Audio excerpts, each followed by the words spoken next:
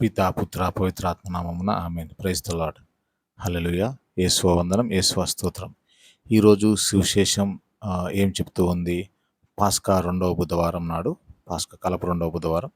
ఈరోజు సువిశేషం గురించి మనం మాట్లాడుకున్నట్లయితే యోహాను సువార్త 3వ అధ్యాయము 16వ వచనం నుంచి 21వ వచనం వరకు చెప్తుంది. దీనిలో ముఖ్యంగా దేవుడు తెలియజేసేది ముఖ్యమైన విషయం ఏమిటంటే దేవుని ప్రేమ గురించి తెలియజేస్తూ ఉన్నాడు. దేవుడు ఎంతగా మానవుని ప్రేమిస్తూ ఉన్నాడు, మనందరినీ కూడా ఎంతగా ఆయన ప్రేమిస్తూ ఉన్నాడు అన్న దాని గురించి చూపిస్తున్నారు అనమాట. మనం చూసినట్లయితే ఈ వాక్యంలో 16వ వాక్యము, యోహాను సువార్త 3వ అధ్యాయం 16వ వాక్యంలో చూసినట్లయితే, దేవుడు లోకమును ప్రేమించి తన ఏకైక కుమారుని ప్రసాదించను, ఆయనను విశ్వసించే ప్రతివాడును నాశనము చెందక నిత్య జీవం పొందుటకై ఆయన అట్లు చేశాను. దేవుడు ఇక్కడ చెప్తూ ఉన్నట్లయితే, చూసినట్లయితే, ఈ వాక్యాన్ని మనం విడదీసినట్లయితే, దేవుడు ఈ సృష్టికర్త, ఈ సృష్టిని సృజించిన వాడు, మానవుని సృజించిన వాడు, ఈ లోకమును ఎంతో ప్రేమించి, అంటే లోకము ప్రేమించడం అంటే ఈ లోకములో ఉన్నటువంటి ప్రజలను అందరినీ కూడా ఎంతగానో ప్రేమిస్తూ ఉన్నాడు. ఎంతో ప్రేమించి తన ఏకైక కుమారుని ప్రసాదించను. ఆయన ఎంతగా ప్రేమిస్తున్నాడంటే ఆయన యొక్క ప్రేమకు ఎల్లలు లేవు, హద్దులు లేవు. హద్దులు లేనటువంటి ప్రేమ అంటే అమితమైనటువంటి ప్రేమ. మనం ఊహించిన దానికంటే ఎక్కువగా ప్రేమించే దేవుడు మన దేవుడు. అంటే ఇక్కడ మనము ఊహించలేం ఇంతగా దేవుడు నన్ను ప్రేమిస్తూ ఉన్నాడా అని. అంటే అంతకంటే మనం ఊహించిన దానికంటే ఎక్కువగా ప్రేమించే దేవుడు యేసయ్య మన దేవుడు. ఆయన చెప్తూ ఉన్నాడు, ఈ లోకంలో ఉన్నటువంటి ప్రజలను, ఈ లోకంలో ఉన్నటువంటి నిన్ను నన్ను ఎంతగానో ప్రేమించి ఆయన ఏం చేస్తున్నాడంటే, తండ్రి దేవుడు తనకున్నటువంటి ఒకే ఒక కుమారుణ్ణి ఇస్తూ ఉన్నాడు. ఈ లోకంలో ఏకైక కుమారుణ్ణి ప్రసాదించను, ఇచ్చి ఉన్నాడు. ఎందుకు అంటే ఆయన విశ్వసించి ప్రతివాడు నాశనం చెందక నిత్య జీవటం పొందుటకై ఆయన అట్లు చేశాను. అంటే ఆయన ఏం చెప్తున్నారంటే, ఎందుకు ఇలా తన ఏకైక కుమారుని ఇస్తూ ఉన్నారు తండ్రి దేవుడు అంటే, ఆయనను విశ్వసించి ఏ ఒక్కరూ కూడా నాశనం చెందకుండా నిత్య జీవం పొందాలి అన్న ఉద్దేశంతో తండ్రి దేవుడు ఇస్తున్నాడు. అంటే ఆయన తండ్రి దేవుని విశ్వసించేవారు, దేవుని విశ్వసించే ఏ ఒక్కరూ కూడా నాశనం అవ్వడము దేవునికి ఇష్టం లేదు. అంతగా ఆయన ప్రేమిస్తూ ఉన్నాడు కాబట్టి ఆయన ఏం చేస్తూ ఉన్నారంటే, దేవుడు తన ఏకైక కుమారుణ్ణి, ఆయనకున్నటువంటి ఒకే ఒక కుమారుణ్ణి తను విశ్వసించిన ఏ ఒక్కడు కూడా, ఏ ఒక్క ప్రజలు కూడా, ఏ ఒక్క మానవుడు కూడా నశించకూడదనే ఉద్దేశంతో తన ఏకైక కుమారుని ప్రసాదిస్తున్నారు. ఆయన ద్వారా ఈ లోకాన్ని రక్షిస్తూ ఉన్నారు. అంటే ఆయన ద్వారా ఎలా రక్షిస్తూ ఉన్నారు అంటే, అతను నాశనం చెందకుండా ఉండి, ఈ బిడ్డలు ఎవరు కూడా నాశనం చెందకుండా ఉండాలి అంటే యేసు ప్రభు తాను అర్పిస్తూ ఉన్నాడు. అర్పించుకుని తద్వారా ఏమిటి అంటే ప్రతి ఒక్క మానవుడు కూడా నిత్య జీవాన్ని పొందుతూ ఉన్నాడు. అంటే ఎప్పుడైతే ఈ యొక్క అవ్వ ఆదాములు తప్పు చేస్తూ ఉన్నారో, పాపం చేస్తూ ఉన్నారు, దేవుడి ఆజ్ఞను వ్యతిరేకిస్తూ ఉన్నారు, దేవుడి ఆజ్ఞను మీరుతూ ఉన్నారు, వారు ఏమవుతూ ఉన్నారంటే దేవుడి యొక్క సన్నిధి నుంచి, నిత్య జీవం నుంచి, ఎప్పుడూ కూడా జీవించి ఉండేటువంటి స్థితి నుంచి కూడా మరణాన్ని పొందుతూ ఉన్నారు. మరణాన్ని వాళ్ళ జీవితంలోకి మరణం అనేది వస్తూ ఉంది. వారు కలంతకాలం జీవించేటువంటి వారు ఎప్పుడైతే దేవుడి ఆజ్ఞను వ్యతిరేకించి ఆ యొక్క చేయవద్దు అన్నటువంటి పని చేస్తూ ఉన్నారో, అప్పుడు వారి జీవితంలోనికి మరణము వస్తూ ఉంది. ఆ విధముగా ఆ మరణం నుంచి ఇప్పుడు ఎవరు మనల్ని కాపాడలేరు. ప్రతి ఒక్కరికి కూడా మరణం ఉంది. కానీ ఆ నిత్య జీవం మరలా పొందడం కోసం ఏం చేస్తున్నారంటే, ఈ లోకంలో ఉన్నటువంటి అవ్వ ఆదాము దగ్గర నుంచి ప్రతి ఒక్కరూ కూడా, ఏ ఒక్కరూ కూడా నాశనం అవ్వరు. అంటే యేసుప్రభు వచ్చిన తర్వాత ఉన్న ప్రజలకు మాత్రమే కాదు, యేసుప్రభు రాకముందు ఉన్న ప్రజలకు కూడా, యేసుప్రభు క్రీస్తు పూర్వం కూడా ఉన్నటువంటి ప్రజలందరినీ కూడా రక్షించమని ఉన్నది తండ్రి దేవుని యొక్క ఉద్దేశం. ప్రతి ఒక్కరిని కూడా రక్షించి వారి యొక్క పాపాల నుంచి విడుదల దయచేసి వారికి నిత్య జీవం ప్రసాదించడానికే దేవుడు తన ఏకైక కుమారుని ప్రసాదిస్తూ ఉన్నాడు. అక్కడ చూసినట్లయితే ఆ యొక్క అవ్వ ఆదాము దేవుడి వ్యతిరేకంగా పాపం చేస్తూ ఉన్నారు. పాపం అంటే దేవుడి ఆజ్ఞను వారు మీరుతూ ఉన్నారు కాబట్టి వారు దేవుని సన్నిధి నుంచి దూరం అవుతూ ఉన్నారు. వారు మరణానికి పాత్రులవుతూ ఉన్నారు. ఆ మరణము నుంచి దేవుడు మనల్ని యేసయ్య మరణము ద్వారా ఆ మరణాన్ని దేవుడు జయిస్తూ ఉన్నాడు. వారికి ఇచ్చినటువంటి శాశ్వత మరణము నుంచి విడుదల దయచేసి మనందరినీ కూడా, ఆ అవ్వ ఆదాము బిడ్డలైన మనందరినీ కూడా నిత్య జీవం ప్రసాదించడం కోసం ఏం చేస్తున్నారంటే, దేవుడు ఏ ఒక్కరూ నాశనం వద్దు అన్న ఉద్దేశంతో తన యొక్క కుమారుని ఇస్తూ ఉన్నాడు. ఆయన యొక్క శిలువ మరణం ద్వారా ప్రతి ఒక్క మానవుడు కూడా రక్షణ పొందుతూ ఉన్నాడు. దేని నుంచి రక్షణ అంటే పాపము నుంచి రక్షణ, ఉన్నటువంటి శాపము నుంచి అన్నిటి నుంచి కూడా రక్షణ పొందుతూ ఉన్నారు. ఇక్కడ మనం చూసినట్లయితే అవ్వ, ఆదాము పాపం చేసినప్పుడు, దేవుని ఆజ్ఞను అతిక్రమించినప్పుడు, పాపం చేసినప్పుడు అది పాపం అవుతూ ఉంది. దాని ద్వారా వారికి ఏమవుతుందంటే శాపం వస్తూ ఉంది అనమాట. అదేవిధంగా మానవుడు, దేవుడు కూడా, ఆ తండ్రి దేవుడు ప్రతి మానవుడికి కూడా మోషే ద్వారా 10 ఆజ్ఞలను ఇస్తూ ఉన్నాడు. ఈ 10 ఆజ్ఞలను పాటించాలని ఇస్తూ ఉన్నాడు. ఎవరైతే ఎవరైతే ఏ మానవుడైతే ఈ 10 ఆజ్ఞలను అతిక్రమిస్తూ ఉన్నాడో వారందరూ కూడా ఏం చేస్తూ ఉన్నారంటే, అతిక్రమించిన వారందరూ కూడా, అతిక్రమించిన మనమందరము కూడా పాపాత్ములుగా మారుతున్నాము. ఈ 10 ఆజ్ఞలు ఏ ఆజ్ఞను అతిక్రమించినా కూడా మనము పాపాత్ములం పొందుతూ ఉన్నాము. అంటే మనం మరలా కూడా ఆ యొక్క ఆజ్ఞను మీరడం ద్వారా ఏమవుతున్నామంటే దేవుని సన్నిధికి వెళ్ళలేకుండా మనము పాప స్థితిలో ఉంటూ ఉన్నాము, లేదా మరణ స్థితిలో ఉంటూ ఉన్నాము. మనల్ని రక్షించడానికి కోసము యేసయ్య తన ఏకైక కుమారుని పంపిస్తూ, తండ్రి దేవుడు తన ఏకైక కుమారుని పంపిస్తూ యేసయ్యను పంపిస్తూ ఉన్నాడు.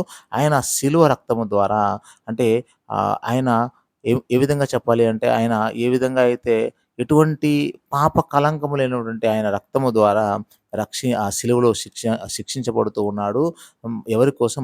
మన పాపం కోసం, నీ పాపం, నా పాపం, మనందరి పాపం కోసం శిక్షించబడుతూ ఆయన త్యాగాన్ని ఇస్తూ ఉన్నాడు. చివరికి ఆయన శిలువలో మరణిస్తూ ఉన్నాడు.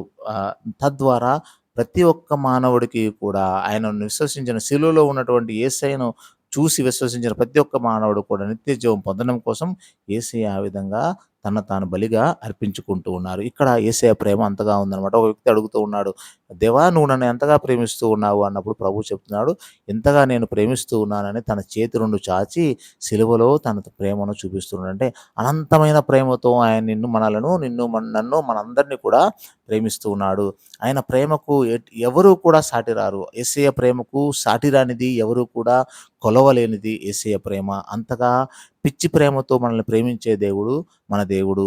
ఆయనను కొడుతూ ఉన్నా కూడా ఆయన ఏమంటూ ఉన్నారంటే, ఆయన అంటూ ఉన్నాడు, వీరేం చేస్తున్నారో వీరికి తెలియదు, వీరిని క్షమించండి.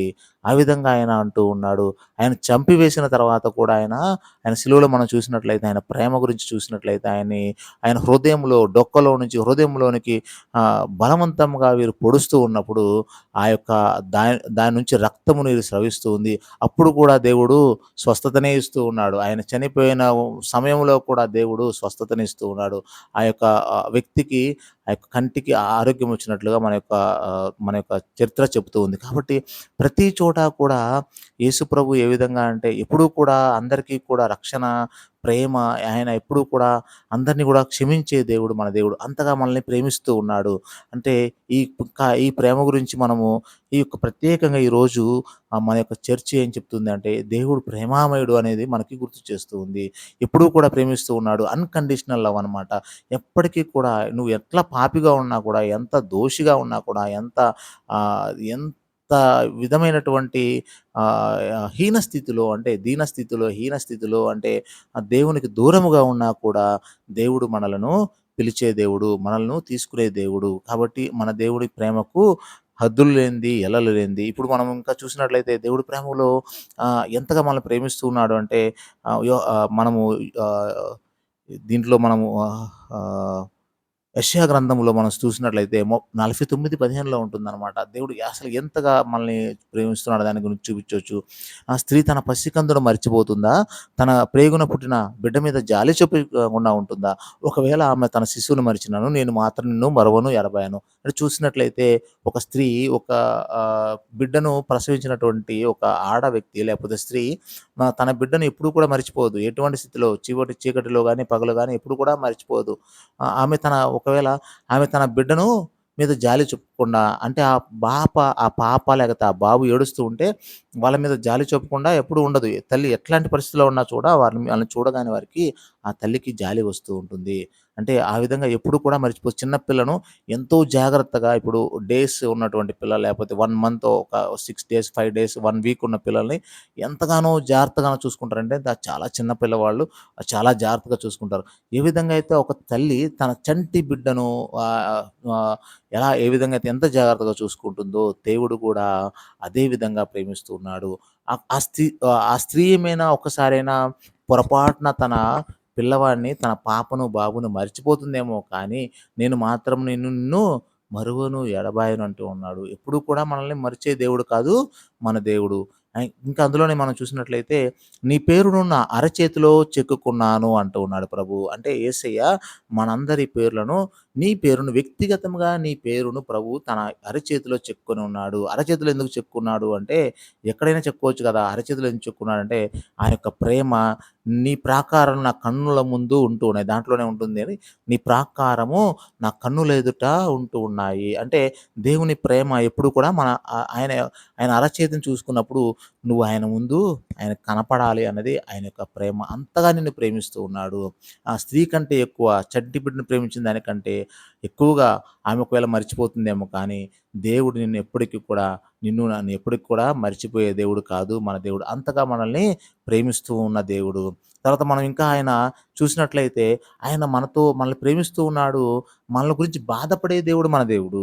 మన గురించి వేదన చెందే దేవుడు మన దేవుడు. ఏ విధంగా అంటే మనం చూసినట్లయితే యోహాను సువార్త 11:33లో చూసినట్లయితే ఇద్దరు మరియమ్మ ఇంకా మార్తమ్మ వాళ్ళ యొక్క సోదరుడు ఏమవుతున్నాడంటే ఆయన చనిపోతూ ఉన్నాడు. లాజరు చనిపోతూ ఉన్నాడు. అప్పుడు మరియమ్మ యేసు ప్రభువుకి ఒక కబురు పెడుతుందనమాట. అయ్యా నా తమ్ముడికి, నా బ్రదర్‌కి బాలేదు. మీరు రావాల్సిందే అని కబురు పెట్టినప్పుడు యేసయ్య వారిని ఎంతగానో ఆ ఆప్యాయతను బట్టి దేవుడు ఆయన్ని వాళ్ళ ప్రేమను బట్టి యేసయ్య వారింటికి వెళ్తూ ఉన్నాడు. కానీ అప్పటికి చనిపోతూ ఉన్నారనమాట. దాంట్లో చూసినట్లయితే వారందరూ కూడా ఆహ్, అందరూ కూడా యూదులందరూ కూడా అక్కడున్న ప్రజలందరూ కూడా మరియమ్మ ఏడుస్తున్నప్పుడు, ఆ ప్రజలు ఏడుస్తున్నప్పుడు యేసయ్య హృదయం కలత చెందిపోతూ ఉంది. చాలా ఆయన ఎంతగానో బాధపడుతూ ఉన్నాడు. యేసయ్య, యేసయ్య ఎంతగానో బాధపడుతూ ఉన్నాడు. ఆయన దగ్గర ఏడ్చిన వారిని చూసినప్పుడు యేసయ్య బాధపడుతున్నాడు. కానీ ఇక్కడ కూడా మనం గమనించవలసిన విషయము, ఆయన నిన్ను ప్రేమించేవాడు, మనల్ని ప్రేమించేవారు మనం ఏడిస్తే వారు ఎంతగానో బాధపడతారు. అవునా కాదండి? మనం ప్రేమించేవారు మనల్ని గనక ప్రేమించేవారు మనం ఏడుస్తూ ఉంటే ఎంతగానో బాధపడతారు. అదేవిధంగా యేసయ్య మనము బాధపడుతూ ఉంటే, మనం ఏడుస్తూ ఉంటే ఆయన కూడా ఎంతగానో బాధపడతారు. ఇక్కడ మనం చూసినట్లయితే ఆహ్, ఇద్దరున్నారు కదా! ఈ సిస్టర్స్ యొక్క బ్రదర్ ఎవరైతే ఉన్నారో ఆయన చనిపోతూ ఉన్నాడు కదా! ఆయన చనిపోతూ ఉంటే మార్తమ్మ, మరియమ్మ యొక్క బ్రదర్ చనిపోతూ ఉన్నాడు. యేసయ్య వాళ్ళ దగ్గరికొచ్చినప్పుడు ఆయన వాళ్ళని చూసినప్పుడు ఆయన కూడా ఎంతగానో బాధపడ్డాడు. ఎందుకంటే ఆయన వారిని ప్రేమిస్తూ ఉన్నాడు. బాధపడుతూ ఉన్నాడు. బాధపడి ఆయన వదిలివేయటం లేదు. నీ స్నేహితులు నా స్నేహితులైతే కొంచెం సేపు ఈ మనిషి ఈ అబ్బాయి కొంచెంసేపు బాధపడుతున్నాడంటే నాతో పాటు కూర్చొని ఒక 10 నిమిషాలు అయితే అరగంట, గంట కూర్చొని బాధపడతా ఉండొచ్చు. నాకేమైనా అన్యాయం జరిగితే లేదా బాధ జరిగితే, ఇబ్బంది కలిగితే. కానీ దానికి పరిష్కారం ఎటువంటి పరిష్కారం ఎవరు కూడా ఒక మానవుడు ఇవ్వలేని పరిష్కారం ఇక్కడ ఈయన దేవుడిస్తూ ఉన్నాడు. చనిపోయిన లాజరును వెంటనే ప్రభువు ఆయన లేపుతూ ఉన్నాడు. ఆయన ఉట్టిగనే మనతో పాటు ఏడ్చే దేవుడు కాదు మన దేవుడు. మనతో పాటు బాధపడే దేవుడు కాదు దేవుడు. మన బాధకు పరిష్కారాన్ని కూడా ఇచ్చే దేవుడు మన దేవుడు. దేవుడు ప్రేమించడం ఒక్కటే కాదు చేయడం లేదు. ప్రేమిస్తూ ఉన్నాడు.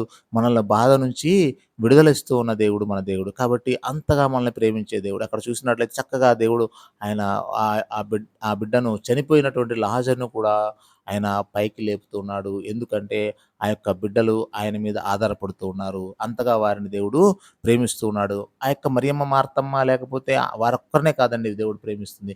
ఆయన్ని విశ్వసించిన ప్రతి ఒక్కరిని కూడా దేవుడు ప్రేమిస్తున్నాడు. ఆయన విశ్వసించిన ప్రతి ఒక్కడు ఏ ఒక్కడు నాశనం అవ్వకూడదనేది దేవుని యొక్క తండ్రి దేవుని యొక్క యేసుప్రభు యొక్క పరిశుద్ధాత్మ దేవుని యొక్క ఒక ముఖ్య ఉద్దేశం అన్నమాట. కాబట్టి ఇక్కడ ఈ యొక్క దేవుని ప్రేమలో మనం చూసినట్లయితే ఈ విధంగా దేవుడు మన కోసం బాధపడే దేవుడు, మన కోసం మనల్ని ప్రేమించే దేవుడు, మన కోసం ఆలోచించే దేవుడు. ఆయన ఇంకా మనం చూసినట్లయితే మా యెషయా గ్రంథం 43లో ఇంకా చక్కగా ఆయన ఎంతగా మనల్ని ప్రేమిస్తూ ఉన్నాడు దాని గురించి మనము చూడవచ్చు. దాంట్లో మనము 1-5 వరకు చాలా విషయాలుంటాయి. కానీ దానిలో ముఖ్యమైన విషయం మనము కొద్దిగా మాట్లాడుకోవచ్చు. యెషయా గ్రంథం 43 అధ్యాయంలో మనం చూసినట్లయితే 43 అధ్యాయంలో 1 వచనంలో యాకోబు నిన్ను చేసిన దేవుడు ఇట్లా అనుచున్నాడు. నీకు రూపం ఇచ్చిన దేవుడు ఇట్లా పలుకుచున్నాడు. నీవు భయపడకము నేను నిన్ను విమోచించితిని. యాకోబు నిన్ను చేసిన దేవుడు, నిన్ను సృష్టించిన వాడు ఇట్లా పలుకుతూ ఉన్నాడు. నీకు రూపం ఇచ్చిన వాడిని అంటే తల్లి గర్భంలో రాకమునుపే నీకు రూపాన్నిచ్చిన దేవుడు ఇట్లా ఈ విధంగా చెప్తూ ఉన్నాడు. ఏమిటి అంటే నీవు భయపడకము నేను నిన్ను విమోచించితిని. నువ్వు భయపడొద్దు.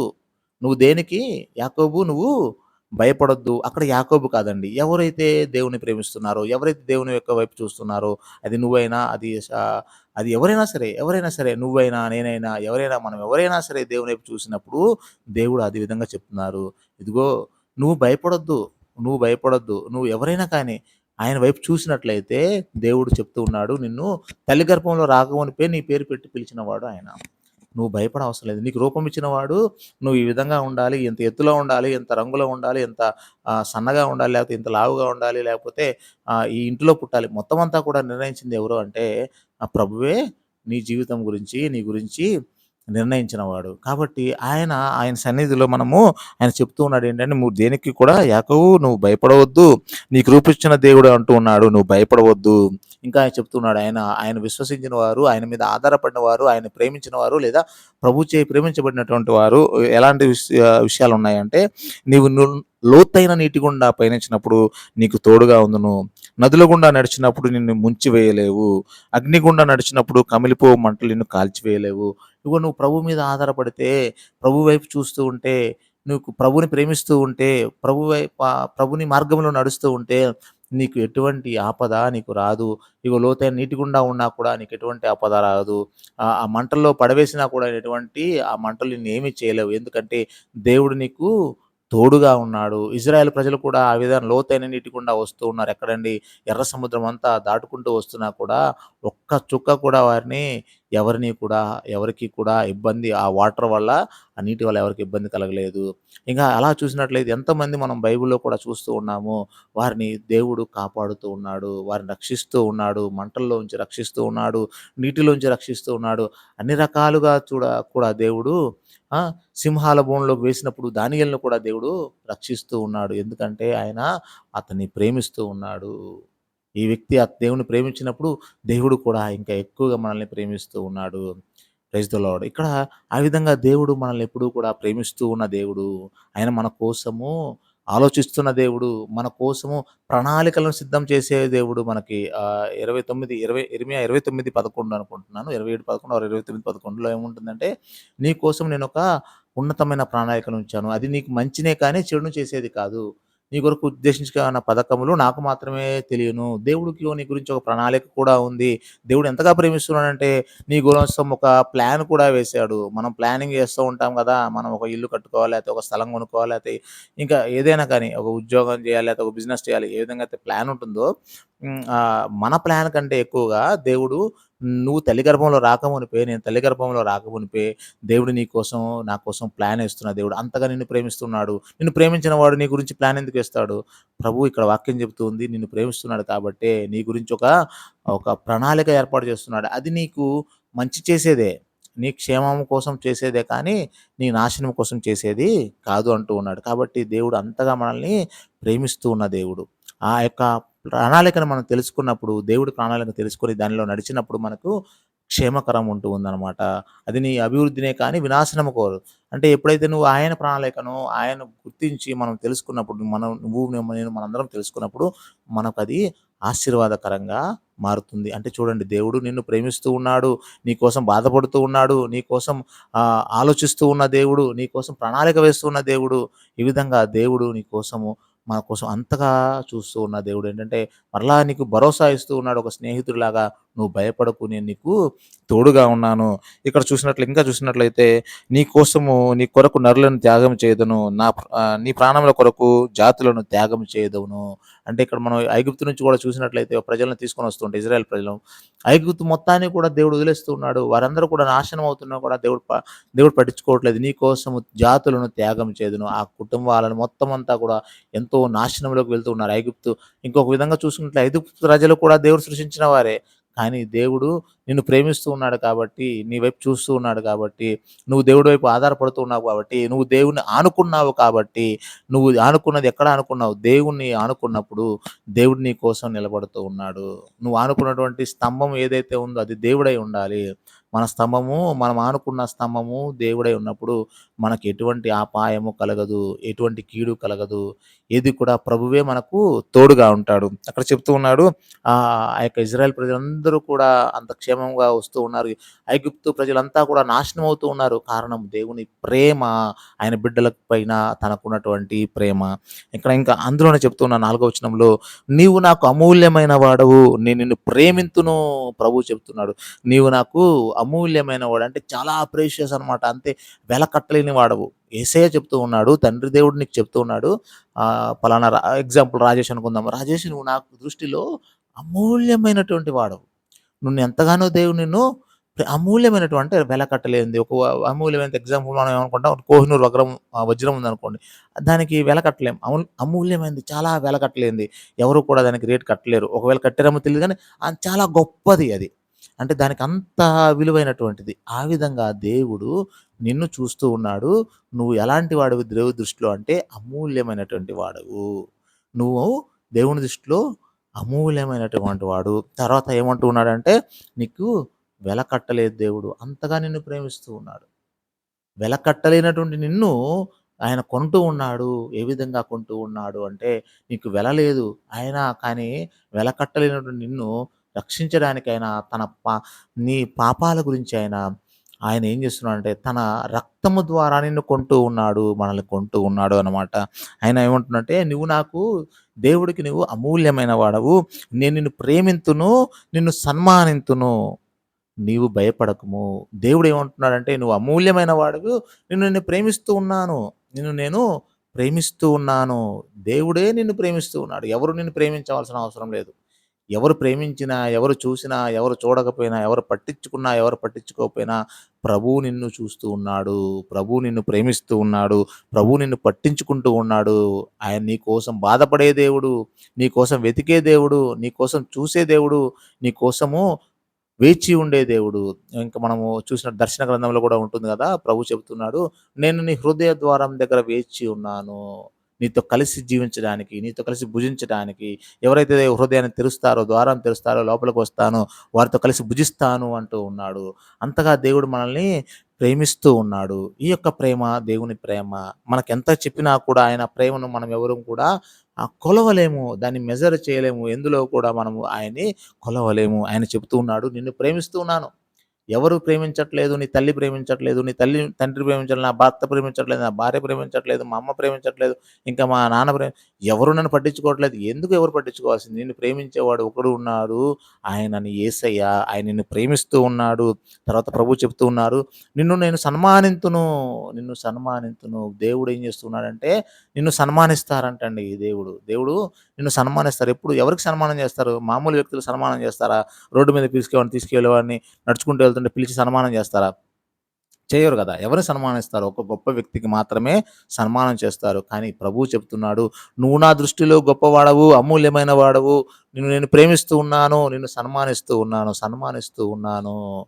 మనము 23వ కీర్తనలో ఉంటుందనమాట. "నా పానపాత్రం నిండి పొంగి పొరలుచు ఉన్నది." దేవుడు మనల్ని ఆ విధంగా నా శత్రువుల ముందు నన్ను ఆశీర్వదించేదని ఉంటుంది. నా శత్రువుల ముందు నన్ను దీవించెదవని. సన్మానిస్తూ ఉన్నాడు. అందరి ముందు మనల్ని పైకి లేవనెత్తే దేవుడు మన దేవుడు. అందరి ముందు మనల్ని పైకి నిలబెట్టే దేవుడు మన దేవుడు. కాబట్టి దేవుడు ఎంతగా నిన్ను ప్రేమిస్తూ ఉన్నాడు, సన్మానిస్తూ ఉన్నాడు. మళ్ళీ చెప్తూ ఉన్నాడు, "నీవు భయపడకుము, నేను నీకు తోడుగా ఉందును." నువ్వు భయపడొద్దు.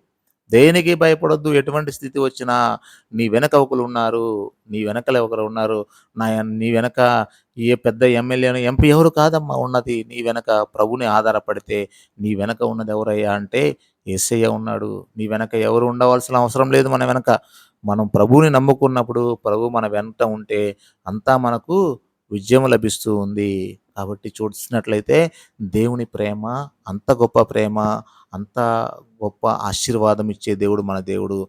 అంటే ఈయన ఎంతగా మనల్ని ప్రేమిస్తూ ఉన్నాడంటే చివరికి తనను తాను అర్పించుకునే అంతగా ప్రేమిస్తున్నాడు. మనం బైబిల్ ఇంకా వేరే చోట చూసినట్లయితే, "నేను నిన్ను బానిసలని పిలవక స్నేహితులని పిలుస్తూ ఉన్నాను." దేవుడు మనతో స్నేహం చేయడానికి కూడా సిద్ధంగా ఉన్నాడు. మనతో మాట్లాడడానికి, వ్యక్తిగతంగా మాట్లాడే దేవుడు మన దేవుడు. నీవు నన్ను పిలిచితివే నీకు జవాబిస్తాను. నీకు తెలియని విషయాలను తెలియజేస్తూ ఉన్నాడు. ఎవరైనా ఒక వ్యక్తి ఉన్నాడనుకోండి. మనకు ఒక పెద్ద వ్యక్తి ఉన్నాడు. ఈ దేవుడంటే మామూలుమైన వ్యక్తి కాదు గదా! మామూలుగా ఎవరైనా ఒక ఒక ఒక రాజకీయ నాయకుడు అనుకుందాం. లేదంటే ఒక ఒక సెలబ్రిటీ ఎవరో ఉన్నారు.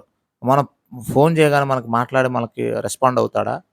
ఆయన కావాలంటే ఆయన యొక్క అసిస్టెంట్‌ని లేకపోతే ఆయన ఎవరినో కలవాలి, ఈళ్ళని కలవాలి. ఆయన ఎప్పుడు నిల్చుంటే మనం చేతులు కట్టుకుంటే గాని ఆయన మనతో మాట్లాడడు. చేతులు కట్టుకుంటే ఎప్పుడుకో మనల్ని చూస్తాడు. లేకపోతే చూడకపోవచ్చు. లేకపోతే వెయిట్ చేయమంటాడు. లేకపోతే తర్వాత రమ్మంటాడు. కానీ ప్రభు ఏమంటున్నాడంటే, ఇక ఎవరిలాగా అవసరం లేదు. నీకెవరు కూడా అవసరం లేదు. డైరెక్ట్‌గా నా దగ్గరికి వస్తే నేను నీతో మాట్లాడతాను. ప్రభు ఏమంటున్నాడంటే, నీవు నన్ను పిలిచితివని నేను నీకు జవాబిస్తాను. ప్రభు మనకు జవాబిచ్చే దేవుడు మన దేవుడు. మాట్లాడే దేవుడు. నువ్వు పిలిస్తే ప్రభువుని పిలిస్తే పలికే దేవుడు చూడండి అంతగా ప్రేమిస్తున్నాడు. అంతకంటే ఎక్కువ ఎవరు ప్రేమిస్తారండి? పిలిస్తే వచ్చేవాళ్ళు ఎవరున్నారు ఈ రోజుల్లో మనకి అంతగా ప్రేమించేవాళ్ళు? ఎవరు లేరు. కానీ ప్రభువు నీ వెనక, నీ ముందు, నీ తోడు, నీ పైన ఎప్పుడు కూడా ఉంటూ ఉన్నాడు. ఎందుకంటే ఆయన నిన్ను ప్రేమిస్తూ ఉన్నాడు. ఆయన నన్ను ప్రేమిస్తూ ఉన్నాడు కాబట్టి ఈరోజు వాక్యంలో ప్రత్యేకంగా దీని గురించే చెప్తూ ఉన్నారు. ఏంటంటే దేవుని ప్రేమ గురించి, దేవుడు ఎంతగా మనల్ని ప్రేమిస్తూ ఉన్నాడు అన్న దాని గురించి చెప్తూ ఉన్నాడు. అయితే ఈ ఒక్క వాక్యం గురించి మనం చెప్పుకున్నాం ఏమిటంటే, ఇదంతా చెప్పుకున్న దేవుని ఒకే ఒక్క వాక్యం గురించి, దేవుడు లోకమును ఎంతో ప్రేమించి తన ఏకైక కుమారుని ప్రసాదించెను. ఆయనను విశ్వసించు ప్రతివాడును నాశనము చెందక నిత్య జీవం పొందుటకై ఆయన అట్లు చేసెను. ఏ ఒక్కరు నాశనం పొందకుండా అట్లు చేయడానికి కోసము, ఆయనను రక్షించడం కోసం దేవుడు ఆ విధంగా చేస్తూ ఉన్నాడు.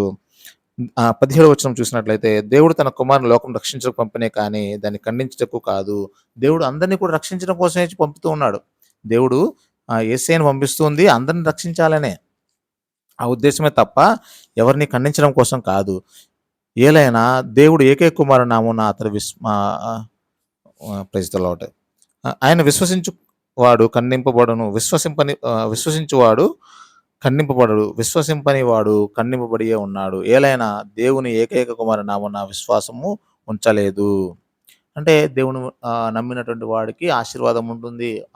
దేవుని నమ్మనటి వాడికి ఆశీర్వాదం. ఎందుకంటే ఆయన దేవుని కుమారుని నువ్వు నమ్మలేదు. ఆయన స్వయాన దేవుని కుమారుని నువ్వు నమ్మలేదు కాబట్టి నీకు ఆశీర్వాదం ఉండకపోవచ్చు అనేది విషయాన్ని, ఆశీర్వాదం లేదు అన్న విషయాన్ని ఇక్కడ చెప్తూ ఉన్నారు. కాబట్టి ఈ విధంగా యొక్క వాక్యం గురించి మనం చూసినట్లయితే ప్రత్యేకంగా దేవుడి ప్రేమ గురించి ఎంతగానో చెప్తూ ఉన్నారనమాట. మనం పోయిన ఆదివారం కూడా మనకు తిరుహృదయ ఇది యొక్క డివైన్ మెర్సీ యొక్క పండుగని మనం చేస్తూ ఉన్నాం. అది దేవుని ప్రేమ గురించి చూపించే పండగనమాట. దానికి అది కాకుండా ఇంకా చూసినట్లయితే ఇంకా మొదటి పట్టణంలో ఏమి ఉంది ఈరోజు పట్టణం అంటే అపోస్తుల కార్యాలు 5వ అధ్యాయం 17-26 వచనంలో కూడా ఈరోజు ఉన్నది అనమాట. అంటే వాళ్ళు ఎంతగా హింసించబడుతూ ఉన్న దాని గురించి ఇక్కడ చెప్తూ ఉన్నారు. వారందరూ కూడా ఏం చేస్తున్నారంటే అపోస్తులు దేవుని గురించి చెప్తూ ఉంటే వారిని చెరసాలలో వేశారు. అప్పుడు ఆ రాత్రిపూట దేవుడు ఆ యొక్క శిష్యులను తాళం వేసుండగానే లోపలికి నుంచి వారిని తీసుకొని వస్తూ ఉన్నాడు. మరలా పొద్దున్నే ఆ యొక్క చర్చిలో ఆ యొక్క యెరూషలేము దేవాలయం వారిని నిలబెడుతూ ఉన్నాడు. వాళ్ళు ఆశ్చర్యపోతున్నారు. ఈ విధంగా ఎలా జరుగుతూ ఉందని. ఈ విధంగా దేవుడు అపోస్తులను గొప్ప శక్తితో తీసుకొని వచ్చినట్లుగా ఈ యొక్క రెండో పట్టణము మొదటి పట్టణం అపోస్తులుగా చర్యలు 5వ అధ్యాయం 15-26 వరకు దాంట్లో వివరించబడుతుంది. కాబట్టి మనము కూడా చూడండి ఇక్కడ కూడా చూసినట్లయితే ఎంతగా దేవుడు ఎంత ప్రేమమయుడండి. కనీసం వారికి తన బిడ్డలను జైల్లో పెడితే అపోస్తులను వారికి ఎటువంటి ఇబ్బంది కలగకుండా వారిని కనీసం తాళం కూడా తీయలేదు. వేసిన తాళం వేసినట్టుగా ఉంటే దూత తీసుకొని వచ్చి వారిని బయటకి తీసుకొస్తారు. అది మనుషులకు అసాధ్యం. తాళం వేసి ఉంటే లోపలికెళ్ళి జైలు లోపలికెళ్ళి జనాలు ఆ ప్రజలను శిష్యులను తీసుకొని రావడం అనేది నీకు నాకు మన ఈ ప్రపంచంలో బతికున్న ఏ మానవుడికైనా అసాధ్యం. కానీ దేవుడికి అసాధ్యమైనది లేదు. ఆ తాళం వేసినట్టుగా ఉంది. బయట వాళ్ళు కాపలాగానే ఉన్నారు. కానీ శిష్యుల్ని దేవుడు బయటకు తీసుకొస్తున్నాడు దూత ద్వారా. వారిని ఎక్కడ కూర్చోబెడుతున్నారంటే వాళ్ళు అప్పుడు బాగా జైల్లో ఉన్న వారిని రెస్ట్ తీసుకొని ఇంటికెళ్ళి పడుకోలే వాళ్ళు. వాళ్ళు వెంటనే ఎక్కడికెళ్తున్నారు? రాత్రంతా జైల్లో ఉన్నారు. ఈయన తీసుకొని వస్తుంటే దేవుడి ప్రేమ చూసిన వీరు, దేవుడు ఇంతగా కాపాడుతున్నాడని చూసిన వీరు ఏం చేస్తున్నారంటే, వెంటనే ఆ యొక్క దేవాలయంలో మరలా సువార్తను వారు బోధిస్తున్నారన్నమాట. ఆ విధంగా దేవుడి ప్రేమ ఏంటంటే, ఎప్పుడూ కూడా మన వెంటనే ఉండే ప్రేమ, మనల్ని దీవించే ప్రేమ. ఇజ్రాయేల్ ప్రజలకు కూడా చూసినట్లయితే 40 సంవత్సరాలు ఎడారిలో వాళ్ళు నడుస్తూ ఉంటే వారి యొక్క వారి యొక్క చెప్పులు అరిగిపోలేదు. వారి యొక్క బట్టలు మాసిపోలేదని ఉంటుంది. అంటే దేవుడు వారి పైన వాళ్ళు నడుస్తూ ఉంటే వారికి నీడ ఉండడం కోసం ఎప్పుడు కూడా ఆ యొక్క మబ్బుని, ఆ యొక్క ఆకాశంలో యొక్క మబ్బు ఎప్పుడు కూడా వీరికి తోడుగా వచ్చి వారికి ఎండ పడకుండా వారిని కాపాడింది. అదేవిధంగా వారు చీకట్లో నడుస్తూ ఉంటే వారికి చీకటిలో ఇబ్బంది కలగకూడదని ఒక మేఘ స్తంభము ఆ ప్రదేశంలో వారికి ముందుగా వెళ్తూ ఉంది. ఆ విధంగా వారు జీవించిన ఆ యొక్క ఎడారిలో నడిచినంత సేపు కూడా దేవుడు వారిని ఆ విధంగా ఆశీర్వదించారు. వారికి ఆకలి వేస్తూ ఉంటే పరలోక భోజనమైనటువంటి పరలోకం నుంచి మన్నాను దేవుడు కురిపిస్తూ ఉన్నాడు. వారికి ఆ దాహం అవుతూ ఉంటే దేవుడు రాతి బండను రాతి బండ నుండి జీవజలాన్ని ఇస్తూ ఉన్నాడు. నీటిని ఇస్తూ ఉన్నాడు దేవుడు. ఈ విధంగా వారికి అన్నీ కూడా దేవుడు సమకూరుస్తున్న దేవుడు మన దేవుడు. తనను విశ్వసించే ప్రతి బిడ్డకు కూడా ఎక్కువ ఆశీర్వాదం ఇచ్చే దేవుడు మన దేవుడు. కాబట్టి ఆ యొక్క ప్రేమను మనము ఏం అవసరం లేదు. ఒక్క మాటతో ఏమంటే, "దేవా నేను నిన్ను ప్రేమిస్తూ ఉన్నాను. నీ ప్రేమను నేను తెలుసుకోవాలనుకుంటున్నాను. నీ ప్రేమను కొద్దిగా తెలుసుకునే యొక్క కృపను నాకు దయచేయమని" మనము ప్రార్థన చేసుకున్నప్పుడు, దేవుడు ఆయన యొక్క ప్రేమను మనం తెలుసుకునే యొక్క ఆ యొక్క సందేశాన్ని ఇస్తూ ఉంటాడు. ఆ యొక్క కృపను ఇస్తూ ఉంటాడు. ఆ యొక్క ప్రేమలో ఈ యొక్క పౌలు గారు పడిపోతూ ఉన్నాడు. ఆ యొక్క ప్రేమలో ఎప్పుడైతే యేసయ్యను ఆయన కలుస్తూ ఉన్నాడో, గుర్రం మీద నడుస్తూ దమస్కస్‌కు వెళ్తూ ఉంటే ఆయన సౌలు దమస్కస్‌కు వెళ్తూ ఉంటే, ఆయన గుర్రం నుంచి కింద పడిపోతూ ఉంటే పెద్దలు విన్నప్పుడు ఎవరో చెప్తుంటే విన్నా నేను. ఒక పెద్దలు చెప్తుంటే ఆయన గుర్రం నుంచి కింద పడి దేవుని ప్రేమలో పడుతూ ఉన్నాడంట. దేవుడి ప్రేమలో పడుతున్న తర్వాత ఆయన ఏమవుతున్నాడంటే సౌలు పౌలుగా మారుతూ ఉన్నాడు. తర్వాత ఆయన ఏమవుతూ ఉన్నాడంటే చివరికి ఆయన దేవుడి ప్రేమలో పడిపోయి చివరికి ఈ లోకంలో ఉన్నదంతా కూడా ఆయనకి చెత్తగా భావిస్తూ ఉన్నాడు. చివరికి దేవుని కోసము చనిపోవడానికి కూడా వెనుకాడలేదు. చివరికి దేవుడి కోసం చనిపోతున్నవాడు పౌలు. ఆ విధంగా దేవుడి ప్రేమ తెలుసుకున్నవారు పిచ్చివారిగా మారిపోతున్నారు. దేవునిలో పిచ్చివారిగా అంటే పిచ్చివారిగా ఇన్ ద సెన్స్ ఆ యొక్క అంత అయినటువంటి భక్తిపరులుగా దేవుని యొక్క కోసం నిలబడుతూ ఉన్నారు కాబట్టి, దేవుడి ప్రేమ అంత ప్రేమ అంతగా మనల్ని ప్రేమిస్తూ ఉన్నాడు ఆయన. అటువంటి ప్రేమతో నేను మనమందరము కూడా ఈ లోకమంతా కూడా దేవుని ప్రేమలో నింపబడాలి. ఈ యొక్క టెర్రరిస్టులు కానియండి, ఎంతోమందిని చంపేస్తూ ఉన్నారే. ఆ యొక్క వీరందరూ కూడా దేవుని ప్రేమతో నింపబడాలని మనం ప్రార్థన చేసుకుందాం. ఎంతోమంది అమాయకులను మతాల పేరట, కులాల పేరట, ఇంకా రకరకాలుగా ఇంకా రాజ్యాల పేరట, దేశాల పేరట ఎంతోమందిని చంపుతూ ఉన్నారే. వారందరూ కూడా దేవుని ప్రేమతో నింపబడి, అందరూ కూడా మానవత్వంతో దేవుని ప్రేమలో ఒకరు అందరూ కూడా అవ్వ, ఆదాము బిడ్డలే కాబట్టి అందరూ కూడా ఈ లోక సృష్టిలో అందరూ కలిసి ఉండాలి అన్న యొక్క కృపను దేవుడు దయచేయాలని అందరూ మనసులు మార్చి ఆ యొక్క ఆయుధాలు కాదు గానీ దేవుని యొక్క ఆయుధం అంటే ప్రేమతో నింపబడాలని కోరుకుంటూ దేవుడు మనల్ని ఆ యొక్క ప్రేమలో నింపాలని కోరుకుంటూ ప్రార్థన చేసుకుందాం. పిత, పుత్ర, పవిత్రాత్మ నామమున ఆమేన్. Praise the lord.